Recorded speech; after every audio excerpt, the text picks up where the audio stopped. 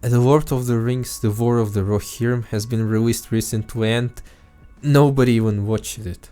No, seriously, I was checking my local movie theater regularly to see how many tickets were sold in the past week, and most screenings had exactly 0 tickets sold. Only Sunday's IMAX screening managed to attract 15 people, but that's it. Nobody was interested in this film. The movie itself, judging by the reviews, was pretty mediocre and forgettable. Nothing great, nothing really terrible, mediocre animation that doesn't belong on a big screen, everything as expected. When the first trailer was dropped in August, I made a reaction. I said that this film would bomb because it has no audience. Anime fans, or mostly teenagers or young adults, don't really care about The Lord of the Rings and probably never even watched Peter Jackson's trilogy. Obviously they never even read the books either. Anime fans have their own established IPs. And the Lord of the Rings fans aren't into Japanese animation, for the most part. So why does this weird anime film even exist in the first place? And that's what this video is gonna be about. The short answer is that the Warner Brothers company wanted to retain the rights for the Lord of the Rings and the Hobbit books. For that they had to release something based on those books on the big screen. The company didn't come up with anything better than to produce a cheap anime film, which was animated by a Japanese studio and, therefore, didn't cost much money. Only $30 million. For comparison, Pixar's Elemental cost Disney $200 million. That's why The War of the Rohirrim is an anime, because it's really cheap by Hollywood standards. Although I think Warner's could have gotten more creative and for this exact money make something way better. So the company made a cheap anime film and thus extended the rights to The Lord of the Rings and the Hobbit books. They need those rights because the company is planning to milk this IP in the future and turn it into some kind of cinematic universe similar to what Disney did to Star Wars. Warner Brothers has no rights to Silmarillion. The rights belong to Tolkien estate. Christopher Tolkien, the son of John Tolkien, notoriously hated Peter Jackson's trilogy. He thought that the filmmakers turned the deeply philosophical literary work of his father into an action-adventure for young people. Which I disagree with. Peter Jackson's trilogy is much more than just that. It's a great piece of cinematic work. Mindless action for young people would be something like Marvel movies, which possess exactly 0 artistic value, unlike Jackson's films. And so Christopher Tolkien swore to never sell the rights to Silmarillion, and the Tolkien estate never did. The Lord of the Rings and The Hobbit are the only books that anyone can use. That's why Amazon's The Rings of Power is mostly fan fiction that has nothing to do with Tolkien's lore. The Lord of the Rings and the Hobbit trilogies made almost $6 billion at the box office, with each movie making around $1 billion.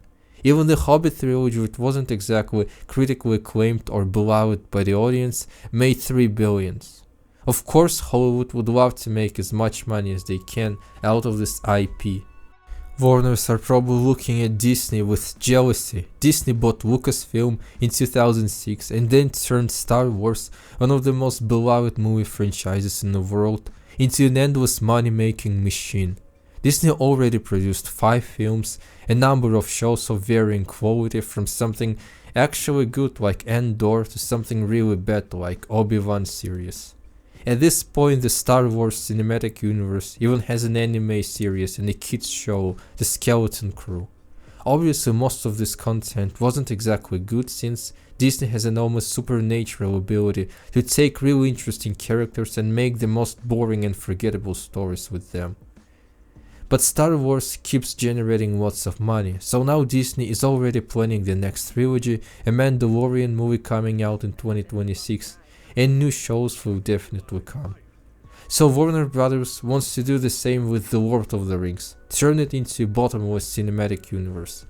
The fact that Warners don't have the right to Silmarillion might not even be a big issue. They can make a 2 hours movie around a character that doesn't even have a name and appears in a single The Lord of the Rings appendix. Next, The Lord of the Rings movie is The Hunt for Gollum. This film is gonna be some sort of litmus test for the company.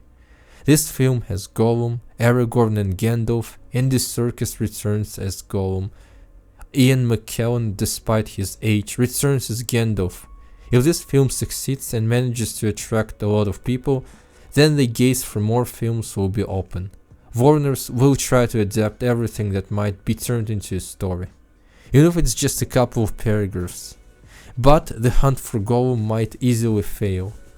The biggest reason why it has a high chance of failing is that recent The Lord of the Rings content was not great. The Hobbit trilogy wasn't really good overall. The first two movies were decent in my opinion, but the Battle of the Five Armies was just atrocious. I really wanted to love it, but couldn't.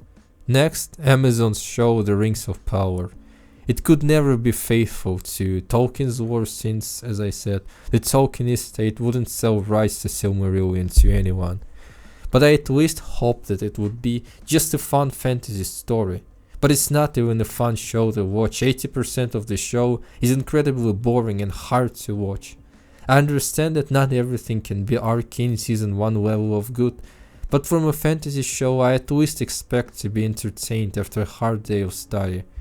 But the show can't even do that. And now, Warner's made this mediocre animated The Lord of the Rings movie. For better or worse, the image of this IP has been damaged significantly in the eyes of the general audience, so I'm not sure that The Hunt for Gollum is a guaranteed hit.